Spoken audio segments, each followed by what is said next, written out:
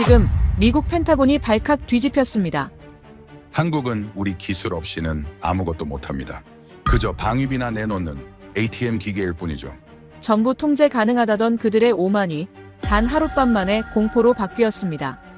11월 27일 새벽 칠흑 같은 어둠을 찢고 누리호가 솟아오른 바로 그 순간 미국 정보국이 확인한 데이터는 경악 그 자체였습니다. 속도 마하 21, 태양보다 뜨거운 열기를 견디는 기술. 이것은 세계 최강대국 미국조차 두려워하는 ICBM 재진 입체 그 자체였기 때문입니다. 다급해진 미국이 GPS를 꺼버리겠다고 협박했지만 소용없었습니다. 대한민국은 이미 미국의 도움 없이 적의 심장을 정확히 타격할 힘을 완성해둔 상태였으니까요. 대체 무슨 일이 벌어진 걸까요? 어떻게 미국 몰래 이 괴물 같은 힘을 갖게 된 걸까요? 전 세계를 전율케 하고 끝내 오만한 미국을 무릎 꿇린 대한민국의 위대한 반격. 그 놀라운 이야기 지금 바로 공개합니다. 누리호 4차 발사가 있기 한 달 전 역사가 바뀌기 시작했습니다. 한국의 원자력 잠수함 기술을 넘기되 우라늄은 우리가 통제합니다. 제 설명에 트럼프 대통령이 피식 웃었습니다. 그럼 걔네는 우리 없인 아무것도 못하는 거네. 정확합니다, 대통령님. 목줄을 쥐고 있는 건 우리니까요. 그 순간 저는 몰랐습니다. 한국이 이미 그 목줄을 끊을 가위를 갈고 있었다는 걸 말이죠. 백악관 오벌 오피스, 트럼프 대통령이 책상에 다리를 올리고 앉아 있었어요. 그 앞에는 대한민국 정부가 보낸 서류 뭉치가 놓여 있었죠. 원자력 잠수함 기술 이전 요청서였습니다. 겉표지에는 태극기 마크가 선명했어요. 대통령이 서류를 손가락으로 톡톡 두드리며 물었습니다. 이봐 벤슨, 한국 애들이 원자력 잠수함을 달라고 징징대는데 이거 줘도 되는 거야? 저는 토마스 벤슨, 백악관 국가안보보좌관입니다. 이 행정부의 아메리카 퍼스트 전략을 설계한 사람이죠. 저는 여유롭게 미소 지으며 대답했습니다. 대통령님, 걱정하실 필요 없습니다. 엔진 설계도는 넘겨주지만 핵심은 따로 있죠. 핵심? 그게 뭔데? 농축 우라늄입니다. 제가 서류 한 장을 펼쳐 보였어요. 원자력 잠수함은 엔진만으로는 움직이지 않습니다. 고농축 우라늄 연료가 필요하죠. 그런데 한미 원자력 협정 123조를 아십니까? 대통령이 고개를 가로저었습니다. 이 협정에 따르면 한국은 우리 동의 없이 우라늄을 20% 이상 농축할 수 없습니다. 핵잠수함에 쓰이는 고농축 우라늄은 보통 90% 이상이에요. 우리가 허락하지 않으면 한국은 영원히 만들 수 없죠. 그럼 우리가 설계도를 줘도 상관없다는 거야? 그렇습니다. 저는 확신에 차서 말했습니다. 우리는 프랑스 바라쿠다급 방식을 제안했어요. 20% 미만 저농축 우라늄으로 작동하는 엔진이죠. 이 정도로는 절대 핵폭탄을 만들 수 없습니다. 게다가 제가 또 다른 서류를 꺼냈습니다. 연료 공급 계약서를 보십시오. 한국이 필요로 하는 저농축 우라늄은 전량 미국에서 공급하기로 되어 있어요. 우리가 공급을 중단하면 어떻게 되겠습니까? 대통령이 빙그레 웃었습니다. 고철 덩어리가 되겠지. 정확합니다, 대통령님. 한국이 수십조 원을 들여 잠수함을 만들어도 우리가 연료 밸브를 잠그면 그냥 바다에 떠 있는 쇠덩이일 뿐이죠. 목줄은 우리가 쥐고 있는 겁니다. 대통령이 만족스러운 표정을 지었어요. 좋아. 그럼 우리가 손해볼 건 없다는 거네. 저는 피식 웃었습니다. 손해요? 대통령님, 오히려 대박입니다. 이 기술 이전 승인 조건으로 한국 정부한테 방위비 50% 인상 사인을 받아냈어요. 연간 추가로 50억 달러가 들어옵니다. 50억이나? 그거 괜찮은데? 한국 애들이 그 돈을 순순히 내겠다고 했어? 그렇습니다. 한국은 우리한테 돈 뽑아내는 ATM 기계일 뿐이죠.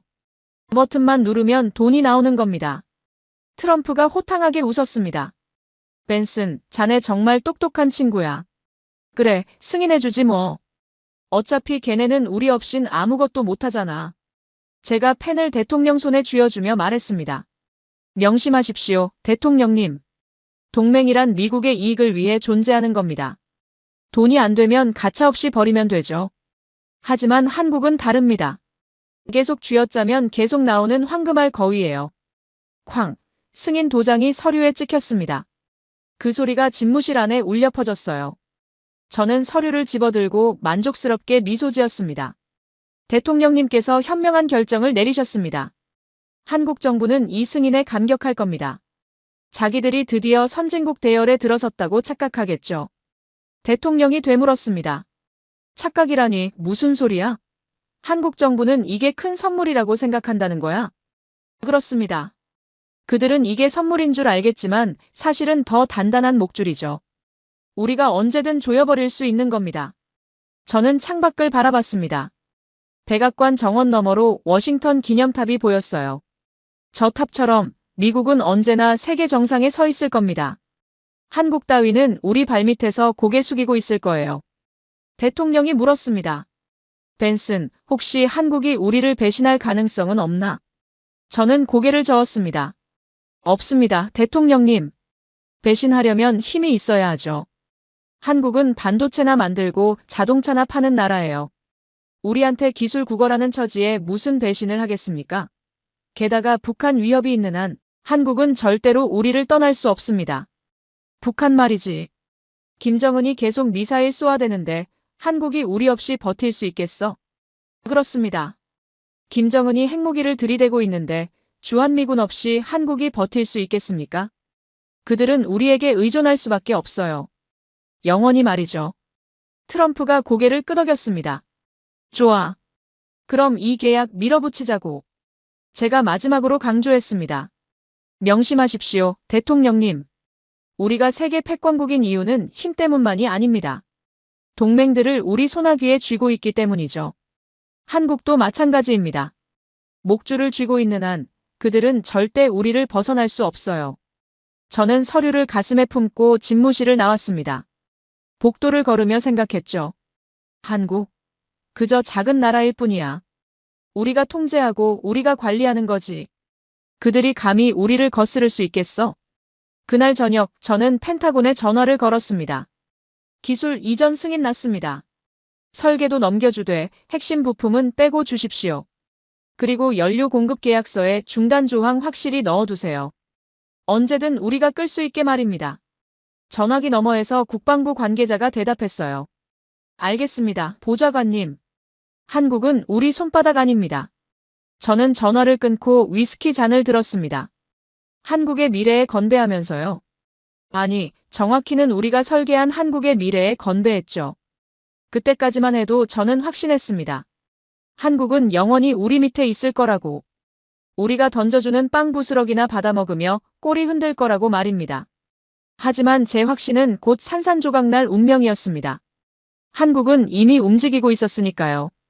우리가 보지 못한 곳에서 우리가 상상도 못한 방식으로 말이죠. 그리고 불과 몇 달 뒤 저는 깨닫게 됩니다. 한국이라는 나라를 우리가 너무 얕잡아봤다는 걸 말입니다. 2025년 2월 펜타곤 지하 3층 상황실이었습니다. 저는 편안하게 의자에 기대앉아 커피를 홀짝이고 있었죠. 모니터에는 한국 언론 기사가 떠 있었습니다. 대한민국 독자 위성항법 시스템 KPS 구축 계획 발표. 저는 피식 웃었어요. 독자 위성항법이라. 혼잣말로 중얼거렸습니다. GPS 하나 만드는데 수십조 원이 드는데 한국이 그걸 감당할 수 있을까? 돈지랄도 유분수지. 옆에 앉아있던 제임스 파크 부보좌관이 말을 꺼냈습니다.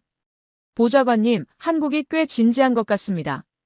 이미 7개의 위성을 쏘아 올렸다고 하던데요. 어깨를 으쓱하며 저는 대답했습니다.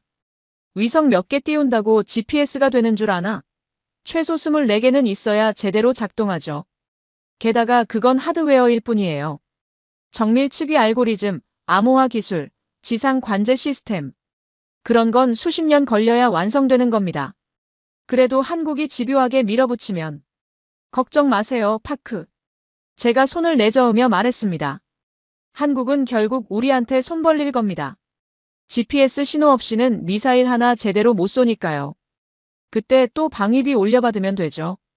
한국은 언제나 그랬잖아요. 바로 그때였습니다.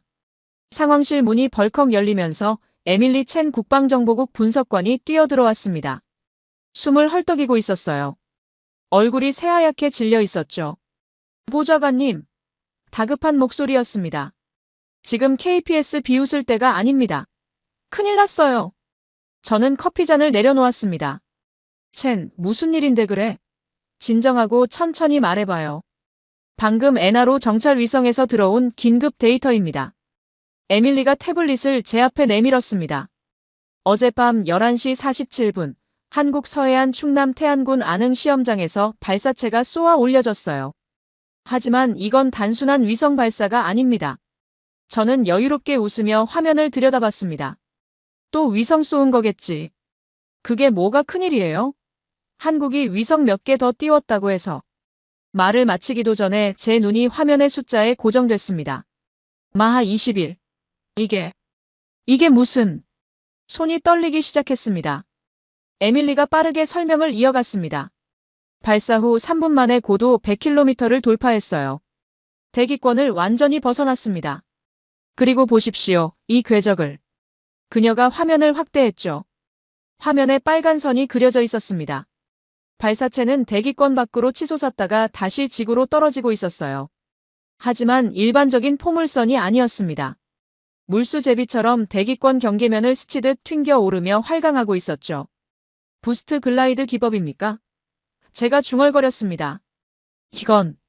이건 ICBM 기술이잖아.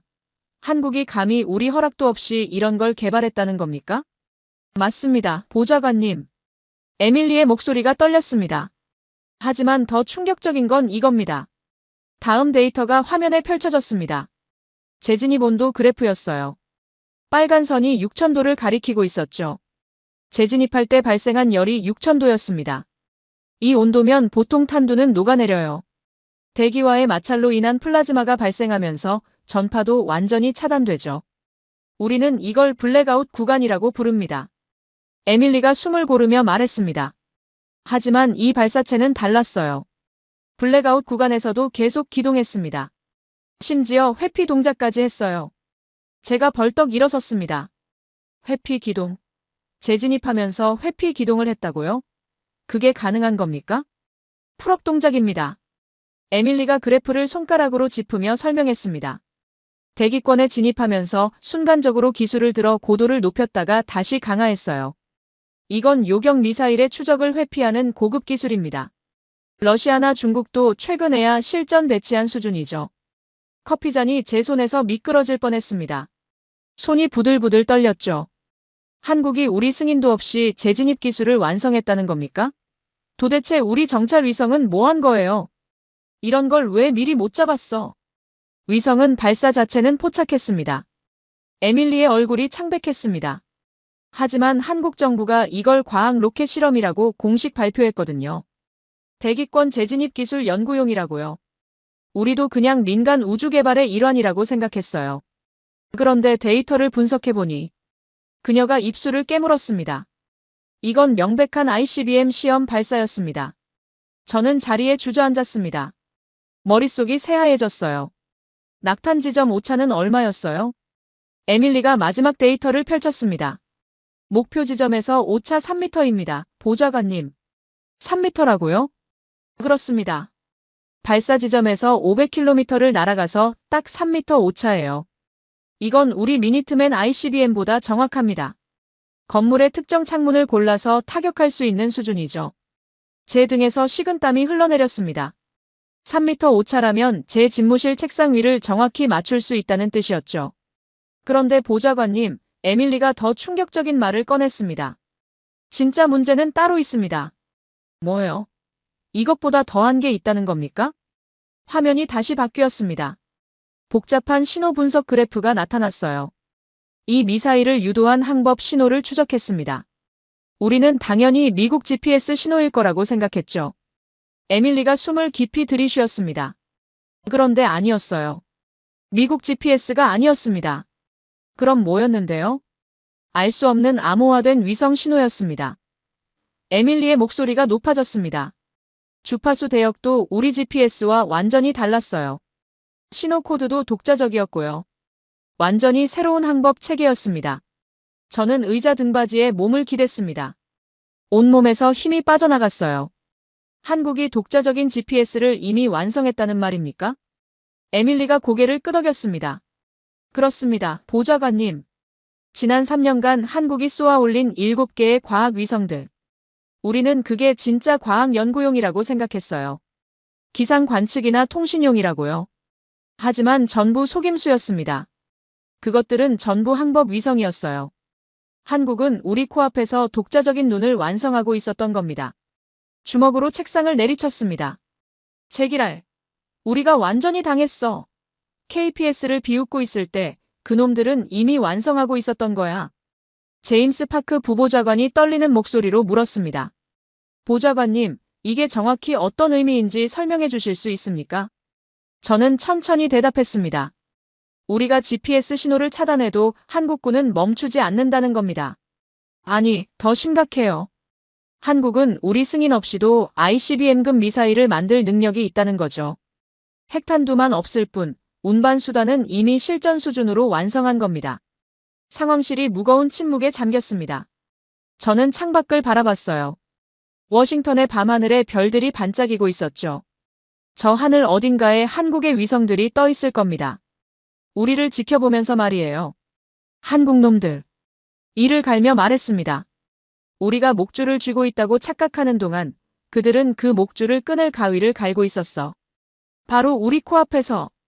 백악관에 즉시 보고하시겠습니까? 에밀리가 조심스럽게 물었습니다. 고개를 저었습니다. 아직은 아니야. 먼저 확인이 필요해요. 직접 내 눈으로 확인해야겠어. 서울로 갑니다. 결심한 듯 말했습니다. 당장 오산 기지행 전용기 준비시켜요. 한국 놈들이 정말 뭘 숨기고 있는지 내가 직접 파헤쳐서 확인하겠어. 이건 그냥 넘어갈 일이 아니야. 2025년 5월, 저는 오산 공군기지에 발을 디뎠습니다. 전용기에서 내리자마자 한국의 습한 공기가 얼굴을 감쌌어요. 분노가 치밀어 올랐죠. 한국 놈들이 감히 우리를 속였다는 사실이 참을 수 없었습니다. 수행비서가 다가오며 물었습니다. 보좌관님, 일정은 어떻게 하시겠습니까? 청와대 국가안보실과의 면담이 내일 오전으로 잡혀 있는데요. 청와대는 관두세요. 고개를 저으며 말했습니다. 시간 낭비야. 대전으로 갑니다. 국방과학연구소 본부로 직행해요. ADD 본부요? 하지만 사전 협의 없이 군사시설에 들어가는 건 외교적 문제가. 차에 오르며 손을 내저었습니다. 상관없어요. 내 눈으로 직접 확인할 겁니다. 저놈들이 뭘 숨기고 있는지 말이죠. 지금 당장 연락 넣으세요. 미국 백악관 국가안보보좌관이 방문한다고요. 2시간 뒤 대전 ADD 정문에 도착했습니다. 육중한 철문 앞에 경비병들이 서 있었어요. 저는 차에서 내리며 생각했죠. 당연히 맞겠지. 사전 협의도 없었으니까. 하지만 놀랍게도 경비원들이 저를 막지 않았습니다. 오히려 기다리고 있었다는 듯이 경례를 붙이며 문을 열어줬어요. 한국군 중령이 제 앞에 섰습니다. 토마스 벤슨 보좌관님이시죠? 기다리고 있었습니다. 이쪽으로 오시죠. 뭔가 이상했습니다. 너무 순조로웠어요. 이미 알고 있었다는 건가? 내가 올 거라는 걸? 강진혁 차장이 어디 있습니까? 제가 물었습니다. 중령이 앞서 걸으며 대답했습니다. 지하 제1연구동에서 대기 중이십니다. 안내해드리겠습니다. 건물 안으로 들어갔습니다. 복도를 지나 엘리베이터 앞에 섰어요. 하지만 일반 엘리베이터가 아니었습니다. 육중한 금속문이었죠. 마치 은행 금고 같았어요. 중령이 홍채 인식과 지문 인식을 동시에 했습니다. 파란 불빛이 그의 눈을 스캔했어요. 인증 완료. 제1연구동 출입허가. 무거운 소리와 함께 문이 열렸습니다. 엘리베이터 안은 차가운 금속으로 되어 있었어요. 타십시오, 보좌관님. 엘리베이터가 내려가기 시작했습니다. B1, B, B3. 숫자판의 불빛이 계속 내려갔어요. B5를 지나고 B7을 지났죠. 그리고 B10에서 멈췄습니다. 중령이 말했습니다. 지하 50m입니다, 보좌관님. 이곳은 핸드폰 신호가 잡히지 않습니다. EMP 차폐 시설로 설계되어 있거든요. 전자기 펄스 공격에도 견디도록 만들어진 벙커죠. 문이 열렸습니다. 차가운 공기가 쏟아져 나왔어요. 형광등 불빛 아래 긴 복도가 펼쳐져 있었습니다. 벽은 두꺼운 콘크리트였어요. 곳곳에 납차폐막이 보였죠. 발걸음을 옮길 때마다 신발 소리만 울렸습니다. 적막했어요. 숨소리조차 크게 들릴 정도였죠. 마치 무덤 속을 걷는 기분이었습니다. 복도를 걸으며 저는 주변을 살폈습니다. 곳곳에 감시 카메라가 있었어요. 붉은 불빛이 깜빡이며 저를 추적하고 있었죠. 여기가 한국의 심장부구나. 그들이 숨기고 있던 비밀이 이 안에 있어. 복도 끝에 또 다른 문이 있었습니다. 중령이 문을 두드렸어요. 안에서 차가운 목소리가 들렸습니다. 들어오십시오. 문이 열렸습니다. 넓은 회의실이 나타났어요.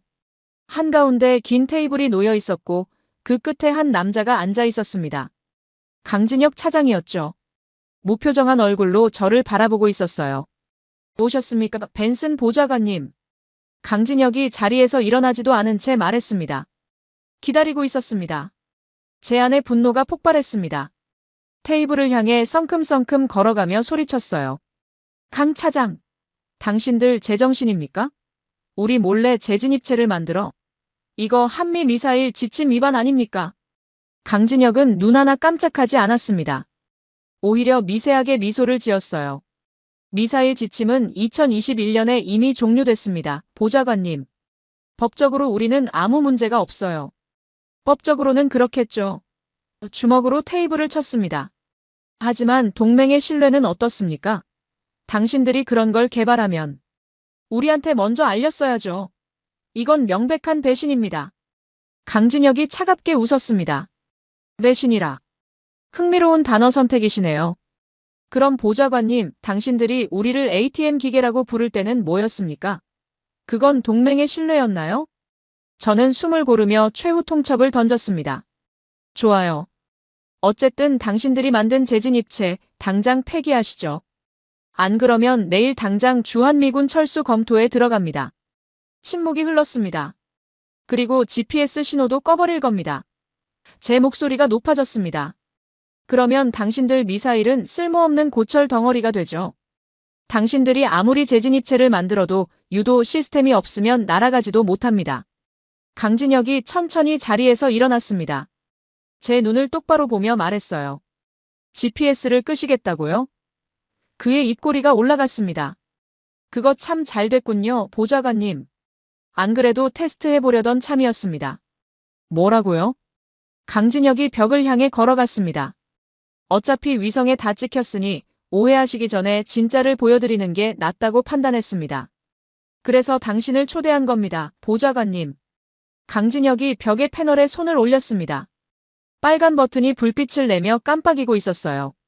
자, 이제 보여드리겠습니다. 그의 목소리는 차가웠습니다. 당신이 그토록 믿고 있던 GPS 스위치가 얼마나 무용지물인지 말이죠. 버튼을 누르는 순간 회의실 벽면이 갈라지기 시작했습니다. 거대한 스크린이 모습을 드러냈어요. 사방을 둘러싼 스크린이었죠. 저는 그 광경에 압도당했습니다. 이게 뭡니까? 제가 물었습니다. 작전 시뮬레이션 시스템입니다. 강진혁이 중앙 콘솔로 걸어가며 대답했습니다. 실전과 동일한 조건으로 테스트할 수 있죠. 지금부터 보좌관님이 원하시는 대로 해드리겠습니다. GPS를 차단해 보시겠습니까? 저는 비웃었습니다. 당연하죠. 해보시죠. 당신들이 얼마나 무력해지는지 보여주세요. 강진혁의 손가락이 키보드 위에서 움직이기 시작했습니다. 스크린에 프로그램 화면이 떴어요. 한반도 전체 지도였죠. 시뮬레이션을 시작하겠습니다. 그가 엔터키를 눌렀습니다. 스크린이 붉게 변했습니다. 경고음이 울려 퍼졌어요. 시뮬레이션 시작. 미국 GPS 신호 차단. 화면 곳곳에 빨간 경고창이 떴습니다. 신호 없음, GPS 연결 끊김, 위치 정보 상실, 항법 시스템 오류. 붉은 불빛이 회의실을 가득 채웠죠. 저는 속으로 쾌재를 불렀습니다. 봐라. 너희들도 결국 GPS 없이는 안 되잖아. 이제 무릎 꿇고 빌겠지. 강진혁이 저를 돌아보며 말했습니다. 보십시오, 보좌관님. 미국 GPS가 차단되면 이렇게 됩니다. 모든 신호가 끊기죠. 그래서요? 제가 비웃으며 대답했습니다. 당신들이 무릎 꿇을 차례 아닙니까? 하지만 강진혁은 웃고 있었습니다. 차갑게. 아직 0.5초밖에 안 지났는데요. 바로 그 순간이었습니다. 경쾌한 알림음이 울렸어요. 그리고 스크린이 순식간에 파란색으로 바뀌었습니다. KPS 신호 작동 중. 뭡니까가 이게? 저는 눈을 의심했습니다. 한반도 상공에 떠있던 7개의 점이 일제히 빛나기 시작했어요. 파란 불빛이었죠. 위성들이 신호를 송출하고 있었습니다. 붉은 경고창들이 하나씩 사라지기 시작했습니다. 그리고 파란 확인 표시로 바뀌었어요. GPS 대체 완료. KPS 신호 정상 위치 정보 복구 완료. 항법 시스템 재가동. 모든 과정이 딱 0.5초 만에 일어났습니다. 저는 스크린을 멍하니 바라봤습니다. 손이 떨리기 시작했어요. 이럴 수가, 어떻게 이게 가능합니까? 강진혁이 콘솔 앞에 앉으며 설명했습니다. 보셨죠, 보좌관님? 당신들이 스위치를 꺼도 우리는 0.5초 만에 복구합니다. 아니, 복구가 아니에요. 우리 시스템으로 전환하는 거죠. 한반도 상공에 떠있는 7개의 위성이 즉각적으로 미국 GPS를 대체합니다. 하지만 제가 말을 더듬었습니다. 겨우 7개 위성으로 어떻게 전국을 커버할 수 있습니까? GPS는 최소 24개가 필요한데 그건 전 지구를 커버할 때 얘기죠. 강진혁이 화면을 확대했습니다. 우리는 한반도만 집중적으로 커버하면 됩니다. 7개 위성을 최적 배치하면 충분해요. 게다가 스크린에 새로운 그래프가 나타났습니다. 우리 KPS는 미국 GPS보다 정밀합니다. 센티미터급 측위 기술을 적용했거든요. 미국 GPS는 미터 단위지만 우리는 센티미터 단위까지 잡아내죠. 제 얼굴에서 핏기가 가셨습니다. 이제 실전 시나리오를 보여드리겠습니다. 강진혁의 손가락이 다시 움직였습니다. 현무5 미사일로 적 지휘부를 타격하는 시뮬레이션입니다. 화면이 바뀌었습니다. 3차원 지형이 펼쳐졌어요. 평양 시내였습니다. 그리고 한 건물이 빨갛게 강조됐죠. 목표 가상 적국 지휘부. 강진혁이 말했습니다. 거리 250km. 현무5 미사일 발사 시뮬레이션을 시작합니다. 스크린 속에서 미사일이 발사됐습니다. 거대한 불기둥을 뿜으며 치솟아 올랐어요. 숫자들이 빠르게 올라갔죠. 고도 10km 통과, 고도 30km 통과, 고도 50km 통과, 대기권 이탈. 미사일이 포물선을 그리며 날아갔습니다. 그리고 다시 떨어지기 시작했어요. 재진입 단계 진입. 속도 마하 18. 온도 그래프가 화면에 떴습니다. 급격히 올라가고 있었어요. 5000도, 5500도, 6000도. 플라즈마 발생. 블랙아웃 구간 진입. 붉은 빛이 미사일을 감쌌습니다. 재진입할 때 발생하는 고열 때문이었죠. 일반적으로 이 순간 통신이 완전히 끊깁니다. 전파가 차단되니까요. 하지만 KPS 신호 유지. 유도 정상 작동. 미사일이 계속 목표물을 향해 정확히 낙하했습니다. 블랙아웃 구간에서도 통신이 끊기지 않았어요. 어떻게 블랙아웃 구간에서 신호를 유지합니까? 제가 다급히 물었습니다. 강진혁이 설명했습니다. 독자 개발한 내열 안테나 기술입니다. 6000도의 고열에서도 신호를 송수신할 수 있죠. 이건 러시아와 중국도 최근에야 실용화한 기술이에요. 화면 속에서 미사일의 속도가 점점 빨라졌습니다. 풀업 기동 실행. 갑자기 미사일이 기술을 들었습니다. 대기를 스치듯 튕겨 오르더니 다시 급강하했어요. 물수 제비처럼 대기권 경계를 타며 회피 기동을 했죠. 회피 기동은 왜 합니까? 제가 물었습니다. 요격 미사일을 피하기 위해서죠. 강진혁이 차갑게 대답했습니다. 직선으로 떨어지면 요격당하기 쉬워요. 하지만 이렇게 궤적을 바꾸면 예측이 불가능합니다. 미사일이 지그재그로 움직이며 낙하했습니다. 그리고 마지막 순간. 최종 단계. 목표물 50m 전방. 화면이 확대됐습니다. 건물의 지붕이 선명하게 보였어요. 환기구까지 보일 정도로 정밀한 영상이었죠. 미사일이 정확히 그 지붕 위로 떨어졌습니다. 시뮬레이션 속에서 건물이 무너졌습니다. 먼지와 파편이 사방으로 튀었어요. 타격 완료. 연구원의 목소리가 들렸습니다. 오차 범위 확인. 0.5m입니다. 제 입이 떡 벌어졌습니다. 0.5m라고요? 강진혁이 의자를 돌려 저를 마주보며 말했습니다. 그렇습니다, 보좌관님. 250km를 날아가서 0.5m 오차예요. 당신들 GPS 유도 미사일은 2m가 한계죠. 우리는 4배 더 정확합니다. 저는 의자를 붙잡았습니다. 다리에 힘이 없었어요. 0.5m면. 머릿속으로 계산했습니다. 내 집무실 창문 틈으로 미사일을 꽂아 넣을 수 있다는 뜻이야. 책상 위 서류 더미만 정확히 날려버릴 수도 있어. 손이 떨렸습니다. 등에 식은땀이 흘렀어요. 강진혁이 자리에서 일어나 제 앞에 섰습니다. 보좌관님, 우리가 지난 3년간 쏘아 올린 과학위성들. 그게 진짜 그냥 과학위성인 줄 아셨습니까? 저는 대답할 수 없었습니다. 우리는 당신들이 목줄을 줄 때 그 목줄을 끊을 가위를 갈고 있었습니다. 그의 목소리가 차갑게 울렸습니다. 당신들이 GPS로 우리를 통제하려 할 때 우리는 독자적인 눈을 만들고 있었어요. 당신들이 우리를 ATM 기계라고 비웃을 때 우리는 스스로 서는 법을 배우고 있었습니다. 제가 간신히 입을 열었습니다. 하지만 주한미군이 철수하면 철수하시죠. 강진혁이 단호하게 말했습니다. 우리는 준비되어 있습니다. 북한의 핵도 중국의 위협도 우리 스스로 막을 수 있어요. 당신들이 있든 없든 상관없습니다. 제 목소리가 떨렸습니다. 이건 선전포고나 다름없습니다. 강진혁이 고개를 저었습니다. 아닙니다. 이건 독립선언이죠. 우리는 더 이상 당신들 목줄의 메인계가 아니라고 선언하는 겁니다. 침묵이 흘렀습니다. 회의실 안에는 스크린에 희미한 불빛만 남아 있었어요. 하지만 보좌관님, 강진혁의 목소리가 조금 부드러워졌습니다. 우리는 당신들을 적으로 만들고 싶지 않습니다. 우리가 원하는 건 대등한 동맹이에요. 목줄 잡힌 개가 아니라 함께 서서 싸우는 전우 말입니다. 저는 그를 바라봤습니다. 그의 눈빛은 진지했어요. 이제 진짜를 보여드리겠습니다.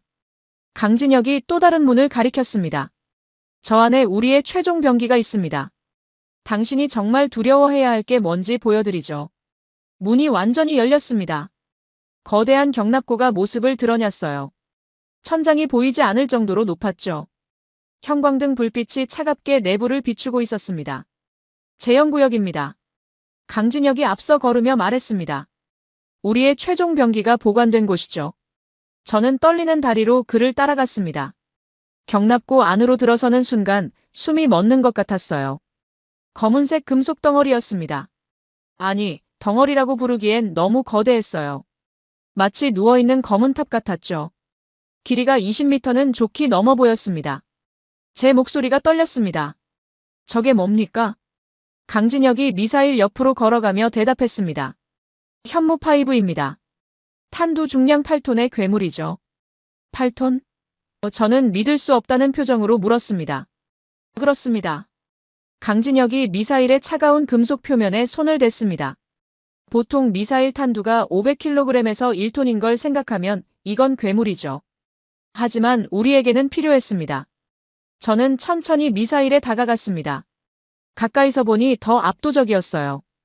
표면은 매끄럽게 연마되어 있었죠.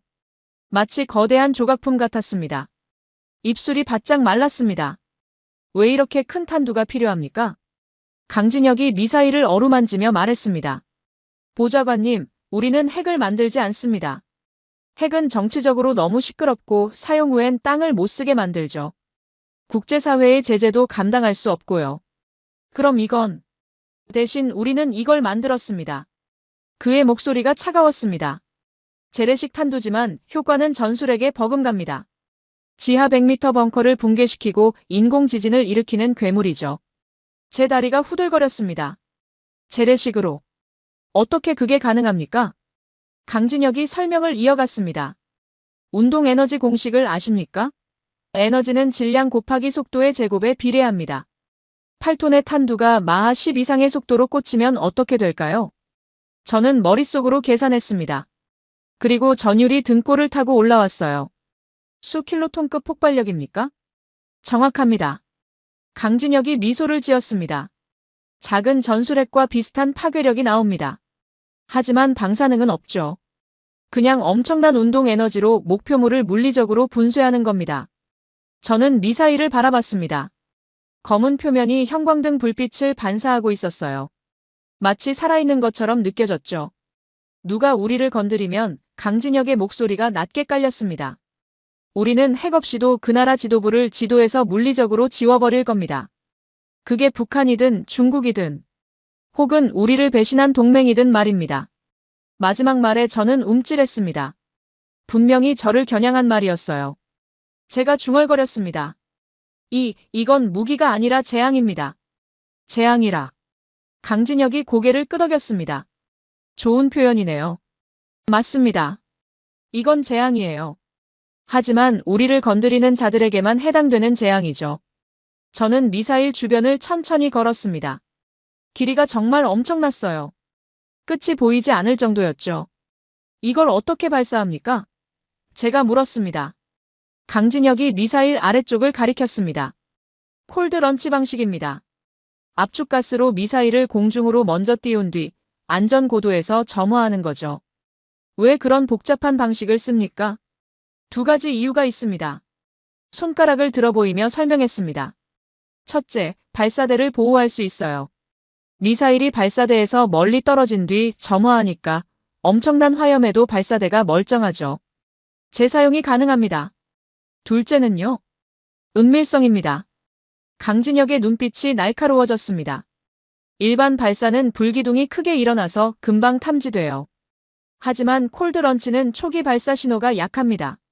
적의 조기경보 위성이 놓치기 쉽죠. 저는 등골이 서늘해졌습니다. 한국이 얼마나 치밀하게 준비했는지 알 수 있었어요. 몇 발이나 실전 배치됐습니까? 제가 조심스럽게 물었습니다. 강진혁은 대답하지 않았습니다. 그저 미소만 지었죠.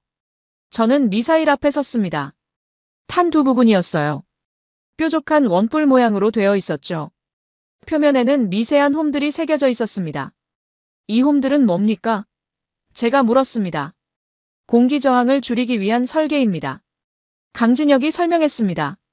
마하 10 이상의 속도로 대기권에 재진입하면 엄청난 저항이 생겨요. 이 홈들이 공기 흐름을 최적화해서 속도 손실을 최소화하죠. 저는 손을 뻗어 홈을 만졌습니다. 차가웠어요. 얼음처럼 차가운 금속이었죠. 우리가 수천 개의 핵을 가지고 거들먹거릴 때 생각이 꼬리를 물었습니다.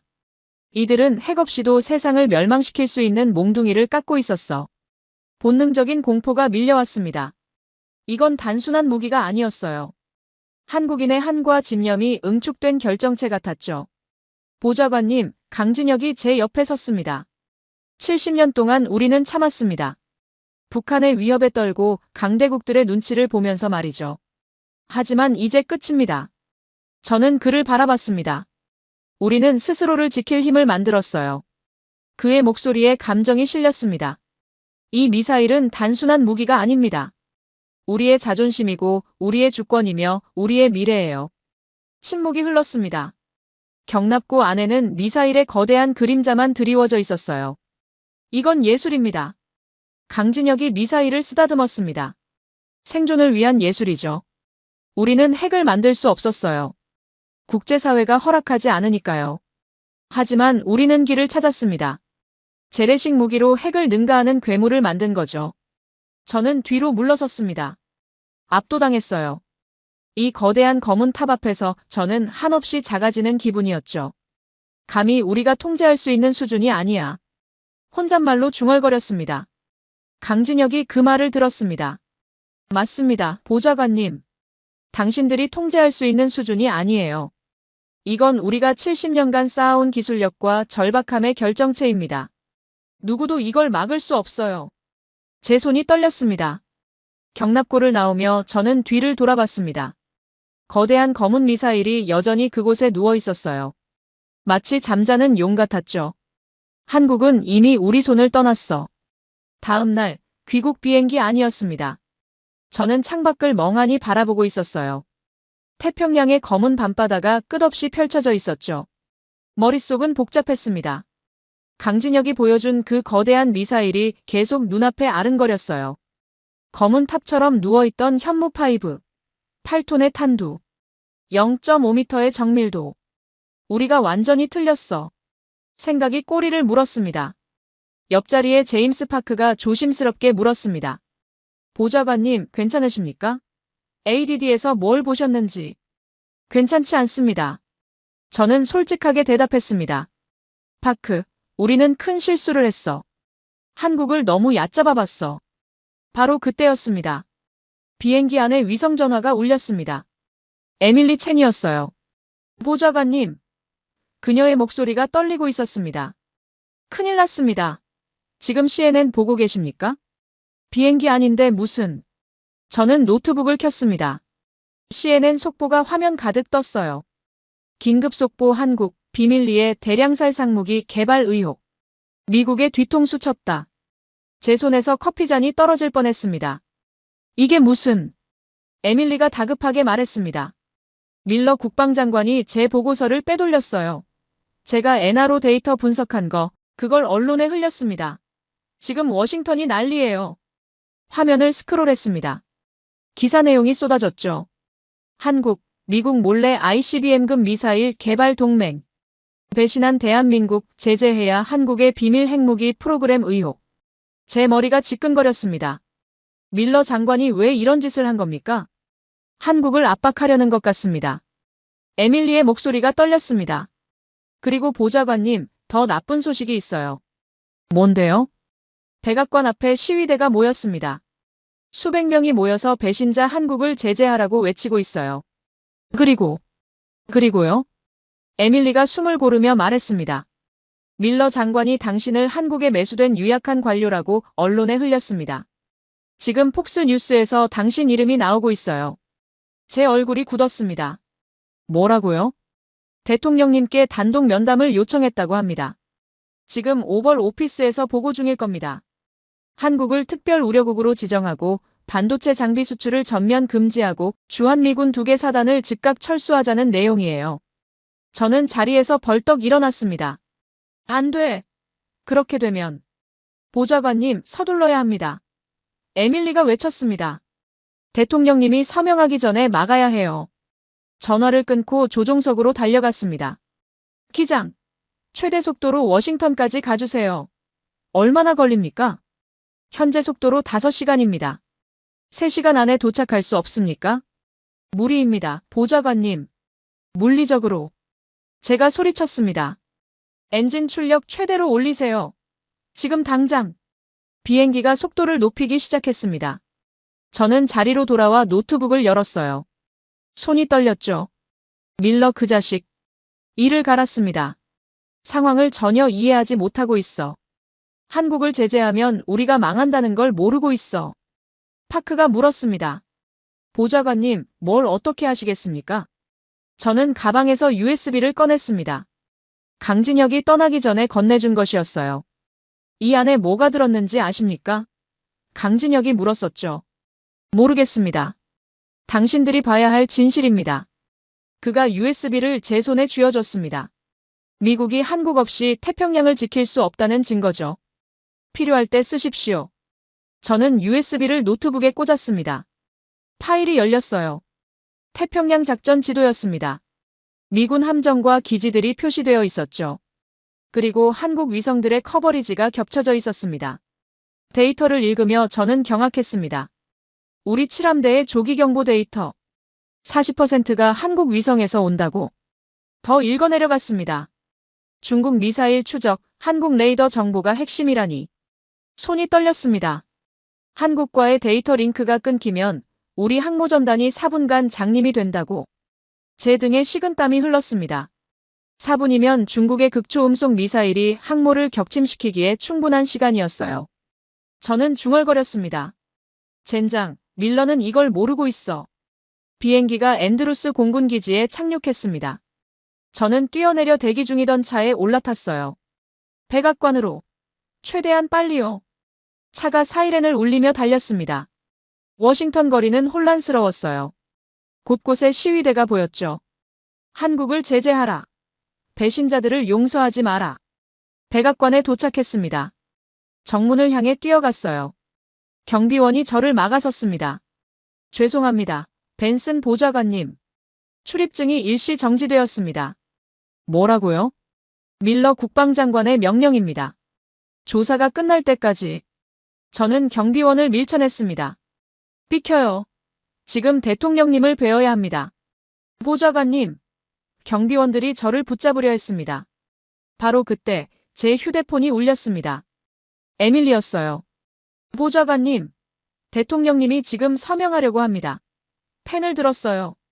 저는 경비원들을 뿌리치고 달렸습니다. 안 돼, 당장 막아야 해. 복도를 전력 질주했습니다. 오벌 오피스가 보였어요. 문 앞에 경호원들이 서 있었죠. 비켜! 소리쳤습니다. 당장 비켜요. 경호원들이 저를 막으려 했습니다. 하지만 저는 멈출 수 없었어요. 대통령님! 문을 두들기며 외쳤습니다. 멈추십시오. 그 펜을 내려놓으셔야 합니다. 경호원 2명이 저를 붙잡았습니다. 하지만 저는 계속 소리쳤어요. 대통령님! 그 서명은 한국이 아니라 미국의 사망진단서가 될 겁니다. 문이 열렸습니다. 트럼프 대통령이 인상을 찌푸리며 서 있었어요. 그 옆에는 밀러 국방장관이 있었죠. 밀러가 비웃으며 말했습니다. 벤슨, 미쳤나? 한국이 무서워서 벌벌 떠는 거야? 넌 이미 끝났어. 매국노 자식. 저는 경호원들을 뿌리치고 집무실 안으로 들어갔습니다. USB를 대통령 책상 위에 던졌어요. 대통령님, 보십시오. 숨을 헐떡이며 외쳤습니다. 한국을 제재하면 어떤 일이 벌어지는지. 우리가 태평양을 잃습니다. 트럼프 대통령의 손에 펜이 들려 있었습니다. 행정명령서 위에 펜을 대려던 참이었어요. 대통령이 날카롭게 물었습니다. 벤슨, 지금 뭐 하자는 거야? 저는 무릎을 꿇었습니다.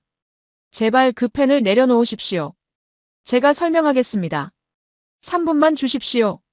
트럼프 대통령이 펜을 들고 저를 노려봤습니다. 벤슨, 3분 주겠어. 하지만 날 설득 못하면 넌 끝이야. 알겠지? 저는 노트북을 열었습니다. 손가락이 떨렸어요. USB 파일을 띄웠죠.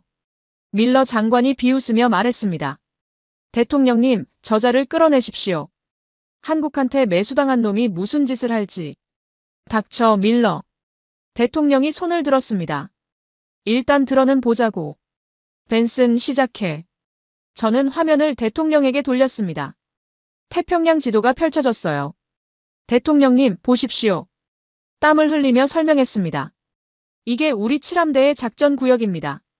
항모 3척, 이지스함 12척, 잠수함 8척이 배치되어 있죠. 그래서 트럼프가 물었습니다. 이 함대를 지키는 조기경보 데이터가 어디서 오는지 아십니까? 다른 레이어를 띄웠습니다. 40%가 한국에서 옵니다. 40%? 대통령의 표정이 변했습니다. 밀러 장관이 끼어들었습니다.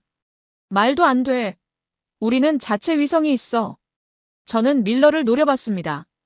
있습니다. 하지만 부족해요. 왜인지 아십니까? 지구본 이미지를 띄웠습니다. 지구는 둥급니다, 장관님. 우리 정찰 위성이 지구 반대편에 있을 때 중국과 북한을 누가 감시합니까? 화면에 궤도 그래프가 나타났습니다. 미국 위성들의 위치가 표시되어 있었어요. 우리 위성은 궤도를 돌고 있습니다. 90분마다 지구를 한 바퀴 돌죠. 그 말은 특정 지역을 계속 볼 수 없다는 겁니다. 손가락으로 화면을 가리켰습니다. 보십시오. 우리 위성이 태평양 서쪽에서 동쪽으로 이동할 때 약 12분간 중국 해안을 못 봅니다. 그 12분 동안 누가 감시합니까? 한국이라는 거야? 대통령이 물었습니다. 그렇습니다. 저는 다음 화면을 띄웠습니다. 한국의 적에도 위성 7개가 한반도와 중국 연안을 실시간으로 감시합니다. 이 데이터가 우리 칠함대로 전송되죠. 링크-16 데이터 공유 체계를 통해서요. 밀러가 비웃었습니다. 그래봤자 보조 데이터잖아. 없어도 우리는. 제가 그의 말을 끊었습니다. 없으면 우리는 죽습니다, 장관님. 대통령이 눈살을 찌푸렸습니다. 설명해봐. 저는 시뮬레이션 영상을 재생했습니다. 중국이 극초음속 미사일을 발사한다고 가정하겠습니다. 둥펑-17, 마하 10 이상의 속도죠. 화면에서 붉은 점이 중국 해안에서 출발했습니다. 태평양을 가로질러 날아왔어요. 우리 이지스함이 이걸 탐지하려면 레이더가 필요합니다. 하지만 레이더는 수평선 너머를 못 봐요. 지구가 둥글기 때문이죠. 그래프를 띄웠습니다. 해수면에서 쏜 레이더는 약 40km가 한계입니다. 그 너머는 지구의 곡률 때문에 가려져요. 그럼 위성으로 보면 되잖아. 밀러가 따졌습니다. 우리 위성이 반대편에 있으면요? 저는 날카롭게 반박했습니다. 그 12분 동안은요? 장관님, 극초음속 미사일은 12분이면 일본에서 하와이까지 날아옵니다. 대통령의 얼굴이 굳었습니다. 저는 설명을 이어갔습니다. 한국 위성이 그 빈틈을 메웁니다. 중국에서 발사되는 순간 포착해서 우리한테 알려주죠. 이 데이터 링크가 끊어지면 화면을 바꿨습니다. 붉은 경고등이 깜빡였어요. 우리 칠함대는 4분간 장림이 됩니다. 적의 미사일이 40km까지 접근해야 레이더에 잡혀요. 마하 10속도면 4분이면 충분합니다. 우리 항모가 격침되기에 말이죠. 침묵이 흘렀습니다. 밀러 장관의 얼굴이 창백해졌습니다. 그건 과장이야. 과장이 아닙니다. 제가 소리쳤습니다. 태평양 함대 사령부 보고서입니다. 여기 다 나와 있어요. 문서를 화면에 띄웠습니다. 미 해군 로고가 선명했어요. 대통령이 화면을 들여다봤습니다. 표정이 점점 심각해졌죠. 저는 마지막 카드를 꺼냈습니다. 대통령님, 한국을 제재하시겠습니까? 그럼 이렇게 됩니다. 시뮬레이션을 돌렸습니다. 한국과의 데이터 링크가 끊어지는 장면이었어요. 한국이 KPS 정보 공유를 중단합니다. 우리 칠함대는 즉시 전투력의 40%를 잃어요. 조기 경보 시간이 12분에서 4분으로 줄어들죠. 붉은 경고등이 함대를 덮었습니다. 중국은 이 기회를 놓치지 않을 겁니다. 대만 해협에서 도발을 시작하겠죠. 우리는 막을 수 없어요. 눈이 멀었으니까요. 화면이 어두워졌습니다. 태평양 패권을 잃습니다. 영원히요. 대통령의 손에서 펜이 툭 떨어졌습니다. 책상 위로 굴러떨어졌어요. 밀러 장관이 비틀거렸습니다. 이건 말이 안 돼. 저는 그를 노려봤습니다. 말이 됩니다, 장관님. 당신이 모르고 있었을 뿐이죠. 한국은 더 이상 우리 밑에 나라가 아닙니다. 이제 대체 불가능한 파트너예요. 대통령이 의자에 깊이 앉았습니다. 젠장. 우리가 한국 없이는 못 버틴다는 거야? 저는 고개를 끄덕였습니다. 그렇습니다, 대통령님. 한국을 벌주겠다고요?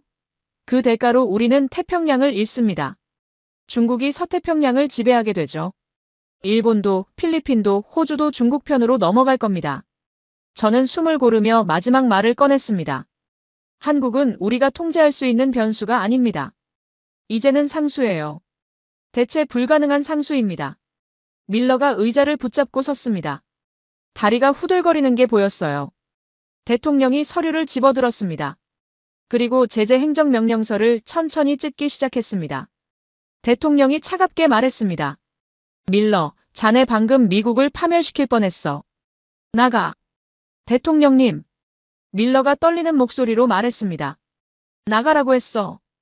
트럼프가 소리쳤습니다. 밀러 장관이 비틀거리며 집무실을 나갔습니다. 문이 쾅 닫혔어요. 대통령이 저를 바라봤습니다.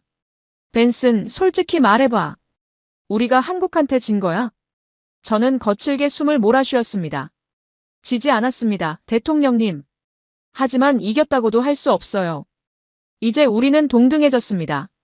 그들 없인 우리가 못 버티고 우리 없인 그들도 힘들죠. 그럼 어쩌자는 거야?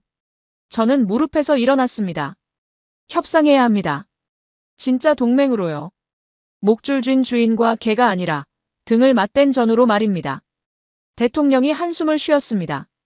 한국 놈들, 언제 이렇게 강해진 거야? 우리가 방심한 70년 동안입니다. 저는 쓴웃음을 지었습니다. 우리가 그들을 ATM 기계라고 부를 때 그들은 침묵 속에서 칼을 갈고 있었습니다. 그래서 이제 뭘 해야 되는 건가? 저는 대답했습니다. 빌어야 합니다, 대통령님. 우리가 통제할 수 없으니까요. 이제는 우리가 빌어야 해요. 제발 우리 편에 남아달라고 말이죠. 대통령이 창밖을 바라봤습니다. 백악관 정원 너머로 워싱턴 기념탑이 보였어요. 우리가 세계 최강국이 다른 나라한테 빌어야 한다고? 저는 고개를 숙였습니다. 세상이 바뀌었습니다, 대통령님. 인정하셔야 합니다. 긴 침묵이 흘렀습니다. 트럼프가 말했습니다. 좋아, 한국과 재협상하자고. 하지만 벤슨. 예, 대통령님. 다신 이런 일 없게 해. 우리가 또 이렇게 당하면 안 돼. 저는 씁쓸하게 웃었습니다. 노력하겠습니다. 하지만 한국은 이미 우리 손을 떠났습니다. 2025년 11월 전남 고흥 나로우주센터였습니다. 저는 발사대 전망대에 서 있었어요. 차가운 바닷바람이 얼굴을 스쳤죠. 앞쪽으로 거대한 발사대가 보였습니다. 그 위에 누리호가 서 있었어요. 백색 로켓이 조명을 받아 빛나고 있었습니다. 마치 하늘을 향해 기도하는 거인 같았죠. 장관이군요. 제 옆에서 강진혁이 말했습니다. 6개월 만입니다, 보좌관님. 저는 그를 돌아봤습니다. 차장님, 아니, 이제 실장님이라고 불러야 하나요? 강진혁이 미소 지었습니다. 직함은 중요하지 않습니다. 우리가 어떤 관계로 서 있는지가 중요하죠. 저는 고개를 끄덕였습니다. 맞는 말씀입니다. 6개월 전과는 모든 게 달랐어요. 제 태도도 한국과 미국의 관계도 말이죠. 백악관의 결정을 전달하러 왔습니다. 저는 공식 서류를 꺼냈습니다. 대통령님께서 한국을 최우선 전략적 대등 동맹으로 격상하기로 하셨습니다. 강진혁이 서류를 받아들었습니다. 대등 동맹이라 좋은 표현이네요. 저는 숨을 고르며 말했습니다. 그리고 KPS 정보를 우리와 계속 공유해 주시길 정중히 요청합니다. 물론 대가는 지불하겠습니다. 한국이 원하시는 조건으로요. 제 얼굴이 붉어졌습니다. 그동안 제가 잘못했습니다. 미국이 오만했습니다. 오만하셨죠. 강진혁이 담담하게 말했습니다. 하지만 이제 인정하셨으니 됐습니다. 우리는 과거를 붙들고 있을 생각이 없어요. 그가 밤하늘을 올려다봤습니다. 별들이 총총히 빛나고 있었어요. 보십시오, 저 별들을. 우리 조상들은 저 별을 보며 꿈꿨습니다. 언젠가 우리도 저곳에 갈 수 있을까 하고요. 저는 함께 하늘을 바라봤습니다. 70년 전만 해도 우리는 폐허였습니다. 강진혁의 목소리가 낮게 깔렸습니다. 아무것도 없었죠. 기술도 돈도 희망도 없었어요. 하지만 우리는 포기하지 않았습니다. 그가 발사대를 가리켰습니다. 저 로켓을 보십시오. 순수 국산 기술입니다. 엔진 하나, 볼트 하나까지 전부 우리 손으로 만들었어요. 누구한테 구걸하지 않았습니다. 저는 아무 말도 할 수 없었습니다. 우리가 원하는 건 등급이나 칭호 따위가 아닙니다. 벤슨 보좌관님. 강진혁이 저를 돌아보며 말했습니다. 우리가 원하는 건 단 하나예요.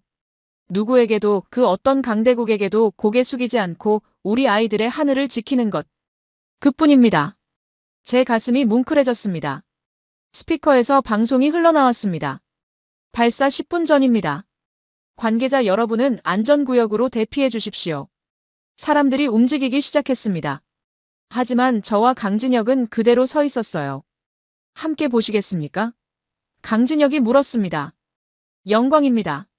저는 고개를 숙였습니다. 카운트다운이 시작됐습니다. 10, 9, 8. 발사대 주변에서 하얀 증기가 피어올랐습니다. 액체 연료가 주입되는 소리가 들렸어요. 7, 6, 5. 저는 주먹을 꽉 쥐었습니다. 긴장됐죠. 4, 3, 2, 1. 발사. 천지를 뒤흔드는 굉음이 터져나왔습니다. 발사대 아래에서 거대한 불기둥이 솟아올랐어요. 오렌지색 화염이 밤하늘을 밝혔죠. 누리호가 천천히 떠올랐습니다. 무게를 이기고 중력과 싸우며 올라갔어요. 점점 속도가 붙었습니다. 굉음이 가슴을 울렸습니다. 땅이 진동했어요. 제 온몸이 떨렸죠. 로켓은 계속 올라갔습니다. 하늘을 향해, 우주를 향해, 별을 향해 날아올랐어요. 저는 그 광경을 너클 잃고 바라봤습니다. 눈물이 핑 돌았어요. 왜 눈물이 나는지 저도 몰랐습니다. 아름답다 생각했습니다. 인간의 의지가 이렇게 아름다울 수 있구나.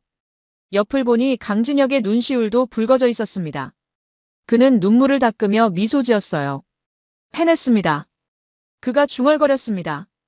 우리가 해냈어요. 누리호는 점점 작아졌습니다. 하지만 화염은 여전히 밝게 빛나고 있었어요. 밤하늘에 길을 그리며 올라갔죠. 일단 분리 성공. 스피커에서 방송이 들렸습니다. 환호성이 터져나왔습니다. 과학자들이 서로 껴안으며 기뻐했어요. 저는 그들을 바라봤습니다. 이 사람들이 한국을 여기까지 끌어올렸구나. 누리호는 계속 올라갔습니다.